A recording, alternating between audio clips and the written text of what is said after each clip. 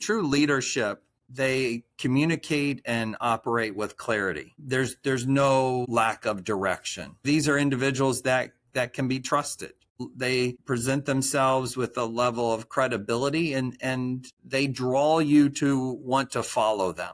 Because if you follow them, then you know they're going to take you to a better place. They're going to help you realize that there's more to give, that your skill set can be developed further, that there's more capacity, there's more capabilities. Now, I think true and real leadership is service to others.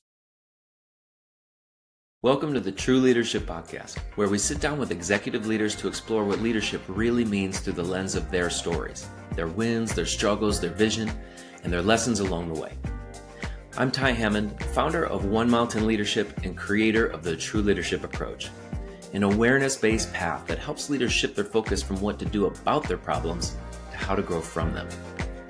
Whether you're just stepping into leadership or are well-seasoned and at the top of your game, your potential won't be realized following someone else's script, but you can draw insights from their stories and turn it into wisdom by putting it into practice in your own life. Welcome to the True Leadership Podcast, where we explore the essence of leadership beyond tactics and performance by sitting down with executives to hear what matters most to them.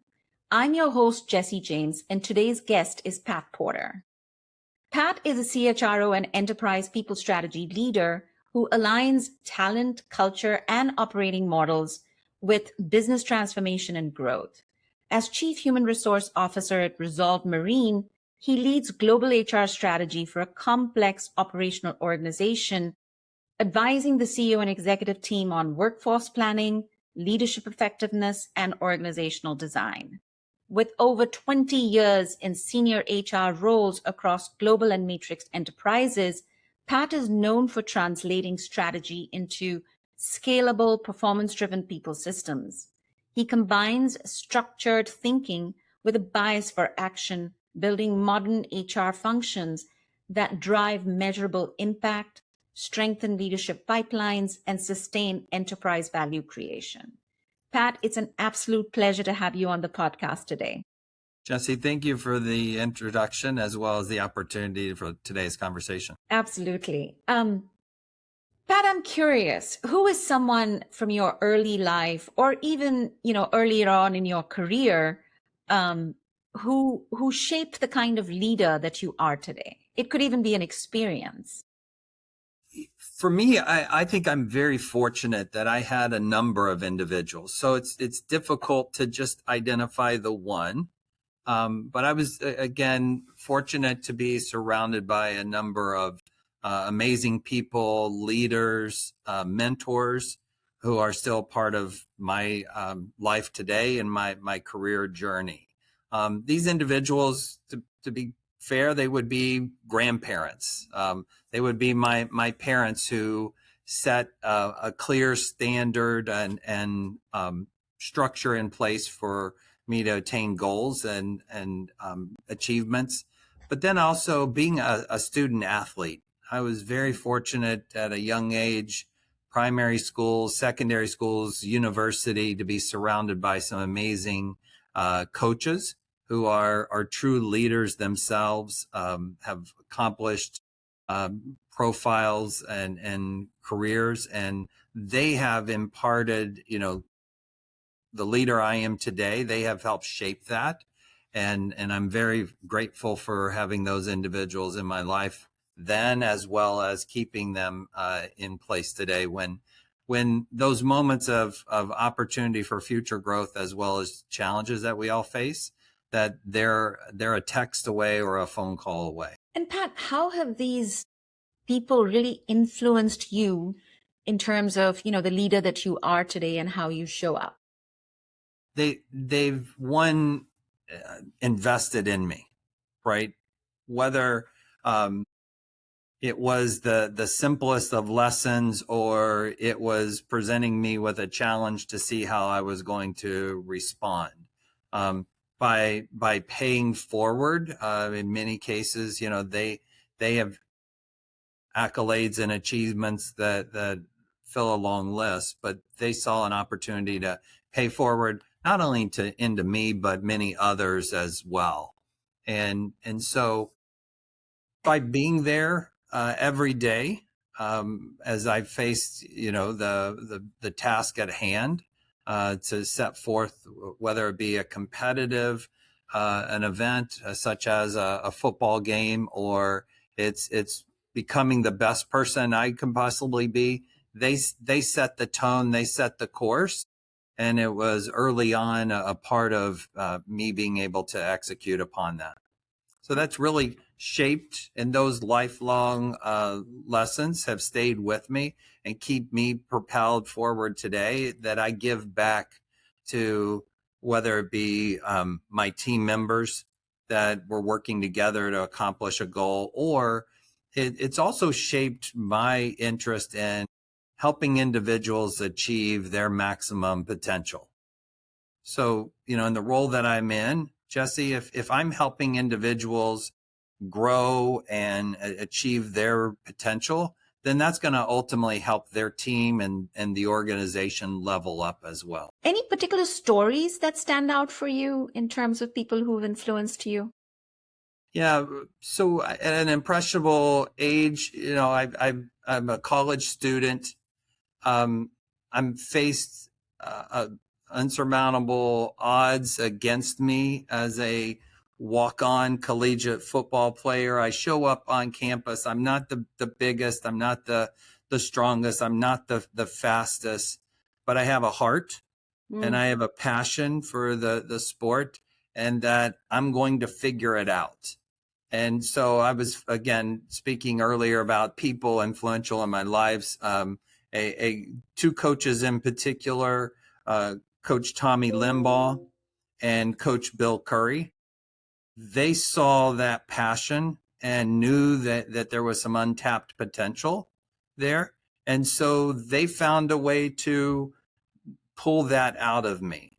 They found a way to develop further the contributions that I could give to the team, make the team better, but also in the end, it's creating experiences that are going to make me a better person, as well as a better student athlete, as well as a better professional.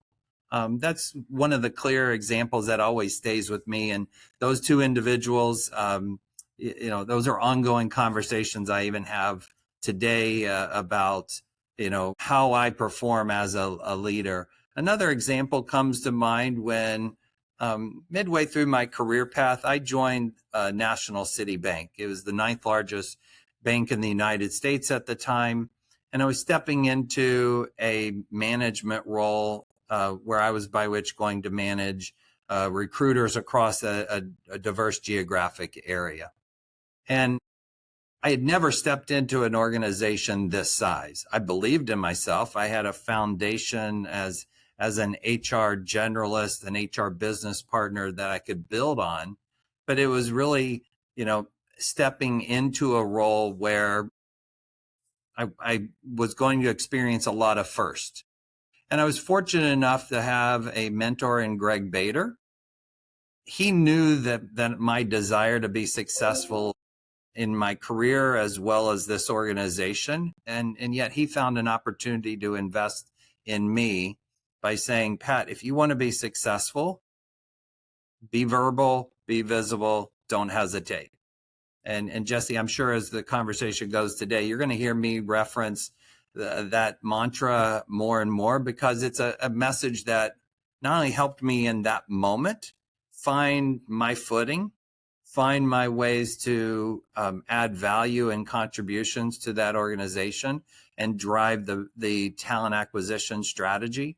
But it's a message and mantra that I share continually as I go forward. And as a matter of fact, I've shared it twice this week. And how did these people inform the leader that you are today? How did they inform how you lead today? Well, they showed me a way. Right. I had my own ideas, and yet they showed me a path. They're very humble. They demonstrate a skill set and abilities and knowledge of being an established leader, always willing to listen. open to learning from others. But yet they also brought in that moment where I needed to be challenged or other individuals needed to be challenged. They made it relatable in a way to clearly communicate the direction. But Jessy, I think also they demonstrated the importance of trust and credibility, and then paying forward the giving and service to others. So it's really was more formidable. It was seeing them in action, and also along the way, you have experiences with people who are leaders, Yeah. and managers that show you things not to do, where you get an opportunity to learn more about what to do than what not to do. What does true leadership mean to you? What makes a true leader from your experience, from your perspective? I think this is one of those challenging definitions to always be reminded of. For me, true leadership, again, shown by the individuals I referenced earlier, they communicate and operate with clarity. There's no lack of direction. For me, these are individuals that can be trusted, right? That they present themselves with a level of credibility, and they draw you to want to follow them. Because in my experiences, if you follow them, then they're going to take you to a better place. They're going to help you realize that there's more to give, right? That your skill set can be developed further, that there's more capacity, there's more capabilities. I think true and real leadership is service to others. Grown up in a home of teachers and homemakers and community leaders, I learned the importance of giving to others. And so part of my mission today and seeing other individuals is paying forward, investing in others, giving of time. As I move into that later phase of my career where I'm closer to the end than the beginning, I see and value the importance of developing others and giving to others. But ultimately, Jessy, I think it's also about having the courage and the accountability. As society moves in various directions, I think we often struggle with accountability. And having the courage to make the crucial decision, the tough decision. And oftentimes we look for an easier way. So to me, true leadership is a culmination of all of those skills and behaviors. Can you share about a time when you realized that your way of leading or living no longer met the demands of your work and life and growth was needed? A time when my leadership didn't meet the demands? Right. It's a great question. I don't necessarily think of that way because I'm a glass half full person. I'm always going to find the optimism in a situation. Being that commitment to lifelong learning, I'm always pulling in podcasts and challenging my thinking. But I'm sure there's somewhere along my path, there have been those moments when I've doubted myself. Jessy, I don't think we talk about it enough, that we all have that positive voice on our shoulder, that optimism that I talked about. But then we also have that negative voice. And I know it's real. I know it can be all consuming for some individuals. But for me, I've made it a point not to listen to that negative voice. Again, I'll go back to in college when I transitioned. I was a student athlete. I was not the biggest. I was not the fastest. I was not the strongest. All the odds were stacked against me to fail. But the community that I came from and the path that I were on, failure was not an option. So again, to me, failure not an option is that negative influence, that negative voice. So if you remove that from the equation, then all of my time and energy and focus is going into what do I have to do in order to succeed? And I think true leadership, again, doesn't get distracted by failure.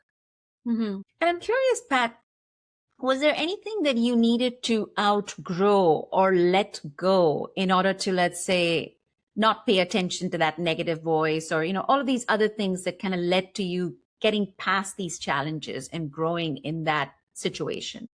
Oh, certainly. And, change, we're talking about, letting go or coming to the realization to grow beyond. To me, that's change and change management.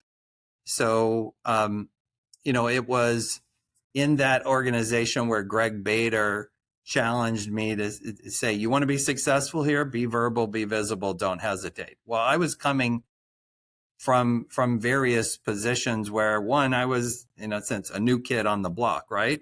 And so many other organizations I'd been a part of said, don't speak, don't be seen, and certainly wait your turn. Well, he's telling me the opposite, right? He's giving me permission to be verbal, be visible, and don't hesitate. That in that organization, in that time in my career along this journey, having someone give me permission, recognize I needed to change. I needed to adapt to the culture, the set of circumstances, that to be successful, I was going to have to adapt. And so that underlying message of, where I was coming from, silence creates confusion. Communication builds alignment, and it builds trust. And so for me, it was that making that conscious decision. I've been given permission. Others expect me to be verbal, be visible, and don't hesitate.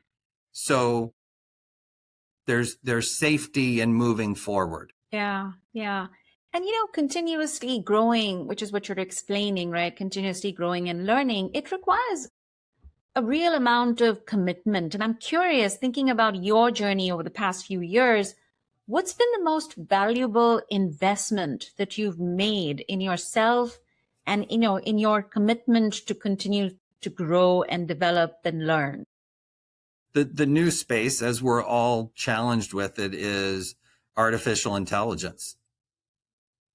And, I try to look at life in simple terms. The law of thirds, I can generally apply that concept to most scenarios. I know there's a third of us that are embracing and early adopters to AI. I know there's a third of us that are kicking and screaming and saying, no, I can be just as productive, just as successful without this AI tool. And then there's a third of us that are sitting on the middle of the fence. Right now, I'm gathering information. I'm playing around with AI tools. I have a third, the organization I'm with now, I have a third of the audience, leaning into this, saying this is the new ways of working, and we need to pour more time, energy, and resources into it. We need to restructure the HR workflow processes. We need to recruit differently. We need to enroll and process employee benefits differently. We need to train differently, right? So right now, where the space that I'm in is that challenge of understanding this tool and making sure it's a value add and not just a distraction. And so I'm exploring those spaces, and to explore that's gathering information, that's research and due diligence, that's reading white papers, it's being guest on podcast. And so it's learning more and trying to anticipate where this is going to take us, and understanding how it can be an asset rather than a distraction. Yeah, and there are a lot of leaders who are right there in your shoes, right? Exploring this AI wave and how they can ride it. And I'm curious, as you research, contemplate, interact, talk to people about AI and its implications for everything that you need to do in your organization, what difference is it already making in your leadership, in your style, and how you manifest, in how you lead every day, and also in life? Well, what I'd like to think it's doing as I'm playing around in this sandbox, if I can use that Yeah. analogy, is I would like to think that it's helping me be more productive, to be better organized, enhancing my communications, um, and also as a leader of human resources and people strategies, is that I'm looking at what are the tools, again, as given to our employees to utilize. What are the tools that are going to help them reach their fullest potential? Because ultimately, because we're in a sense a project management and a people business, so where we're competitive, where we're adding value to our customers and our clients, is through the gain of knowledge and skills and expertise and experiences. So are we giving our employees, our resources, the best tools possible that's going to help them maximize? And if so, then we're able to level up as an organization and compete differently than we did yesterday. It's that I'm in an organization that's been in business for 40 years. We've been in business 40 years because we continue to evolve. And this to me is another one of those evolutionary stages that we're working through. Pat, what's your vision for your leadership, your legacy, or the impact that you want to have in the years ahead? I know I'm different in my approach to human resources. I'm a high EQ, relationship oriented individual. I invest more so than I think most my human resources colleagues are able to. And those aren't just my words. That's feedback that comes from my team. I make it a point that it's not just the typical employee manager relationship that's in place. The dialogue that goes, that I'm investing in those individuals, because at the end of the day, I need to feel comfortable that I've prepared someone to succeed me. I've been in other organizations where I've developed that person to easily step into the role. And as I exited an organization, there was not a loss of momentum in that succession planning or in that transition. So that's oftentimes why I operate differently as a leader, and the legacy I leave behind, because to me, I know organizations go on without me, and that's fine, but I'm helping make a difference in someone's day. I'm fortunate enough that I have a diverse team. I have mothers and soon to be mothers and empty nesters and individuals that are single. And so the dynamics that they bring into a workplace, I'm able to support them. And so whether they're having a good day, a great day, or the worst day ever, if they reach out to me, then I want to be there to support as I can. And it's not always, Jesse, about, okay, how many recs have you filled this week? Yes, that's important.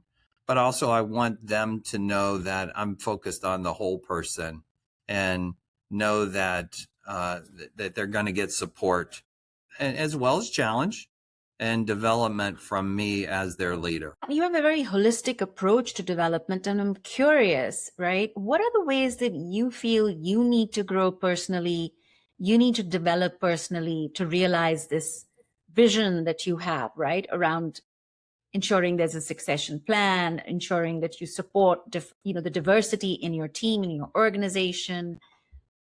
Yeah, what is that development?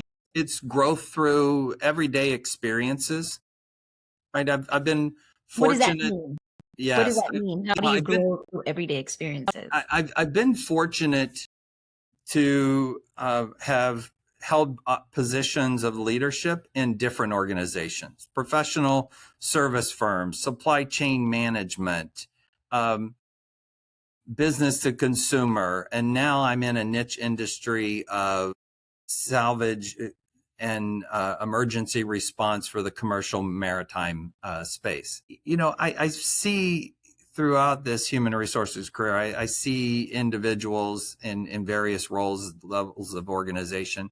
And some, I would say, I see that they are simply looking at this as a job and they're sleepwalking, right? They're not fully engaged. To me, when I think about getting the most out of every experience, it's the significance of the moment, right? In that if you're fully engaged, then there's going to be opportunities for growth. It's hard to miss them, right? And so every day when I'm fortunate enough to put my feet on the ground and move one step, then it's being grateful for the opportunity. It's being humble for the opportunity. I know I'm not here because of everything I've done. I know I'm here because a collection of, whether it be, perspective, my two 20-something daughters share with her dad every day, or the perspective my wife and friends and family and other colleagues that I get the opportunity to interact with.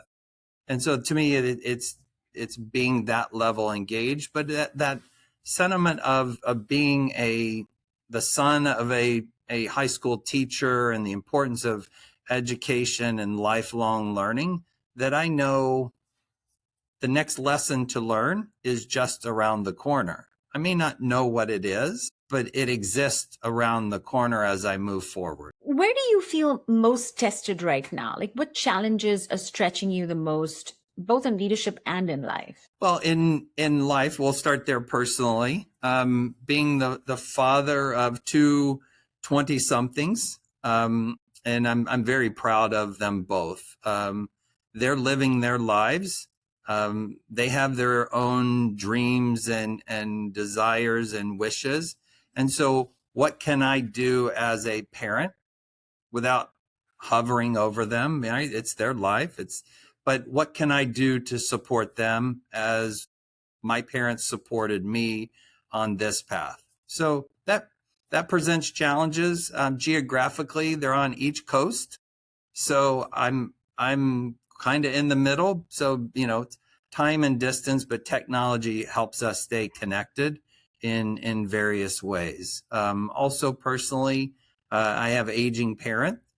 And so keeping them engaged, seeing them, face the challenges, the health related challenges, there's nothing quite prepares us in life for those moments as we progress through life stages.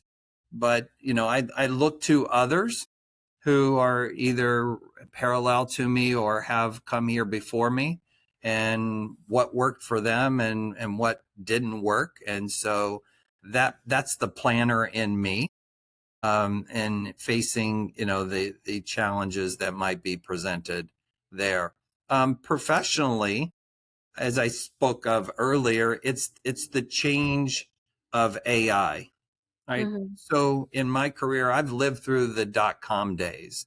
I've lived through the Great Recession, and I've got the business cases to go along with telling the story. This change is on warp speed, right? And so there's certain, perspectives that are talked about at all levels in our society as to for and against AI. I've also benefited living internationally in Germany during the pandemic, and that gives me a different perspective and how international countries and societies value personal data protection. So being part of a global organization, there's different perspectives that have to be brought in when you think about change management, introducing new tools, new policies, new protocols. And so I would say that that's a challenge, along with then the demands of growing this organization, elevating it to the next level. The people that make up Resolve Marine are analytical, technical, industrial, and so you just don't find them easily in the marketplace. And so it requires an extra level of being resourceful and diligent and committed to adding talent to this organization. Yeah, and I So think those are some real challenges that I face daily. yeah, and Pat, I think these challenges resonate for so many listeners, right? So what I'm curious is, what are the ways that you feel you need to grow most, you need to develop most in order to meet some of these challenges? Well, I think it's looking at and recognizing the challenges and knowing that the same tools or techniques or tactics that were used in other organizations at other times aren't going to be applicable today. And what do I need to do to adapt to the moment, right? AI is new for us all. We've not been here before. It's kind of the trying to identify the uncertainty, the unknown with this change that's coming. I learned early on, again, it gets back to that optimistic, practical, optimistic approach that I take with everything, is that I would rather be on the early adoption side of change than resisting it. And that also came from, the same mentor that said, be verbal, be visible, don't hesitate. He's like, look, change is inevitable. Don't find yourself hesitating, because if you hesitate too long, change is not going to bring opportunity for you. And so as I think about today, the change that's in front of me is understanding the need to adapt, is to look, to be able to pause and sometimes recognize the color of lens that I'm looking at this world through sometimes is not the right colored lens that I need. Instead of a blue shade of lens, maybe I need the red, and the willingness to accept that change and make that change to see different. And also true leadership is recognizing the fear of failure, right? So I know I'm not perfect. No one's perfect. I'm going to fail, but there's not a fear with that failure. It's if I fail, okay, recognize it. Don't ponder over it. Learn your lesson as quickly as you can and commit to moving forward and apply those lessons learned so you don't repeat the mistake or the reason for the failure. So it's that mindset of being a willingness to adapt, being open to adjusting, and knowing that there is a right way to go about it. It's a lot of courage. It is, yes. Everything that you said is so powerful. I really appreciate the wisdom that you shared here with me today, as well as with our listeners. I got a lot of, wisdom nuggets that I'm going to take back. And I'm sure our listeners as well are going to take a lot out of this conversation. Thank you so much for coming on the True Leadership Podcast. Again, thanks for the opportunity. I'm glad to pay forward. So if anybody would like to connect with me, please reach out to. I'm glad to network and engage again, because I do think this is such an important topic. Thank you again. That's it for this episode of the True Leadership Podcast. If you enjoyed this conversation, you can subscribe to YouTube, Spotify, Apple Podcasts, or wherever you're listening to this to catch future episodes. This conversation was brought to you by One Mountain Leadership, where we help leaders grow the capacity, confidence, and presence of true leadership through the True Leadership approach. To learn more about the approach, our offerings, our community, and how we can help you realize your potential in both leadership and in life, visit us at onemountainleadership.com.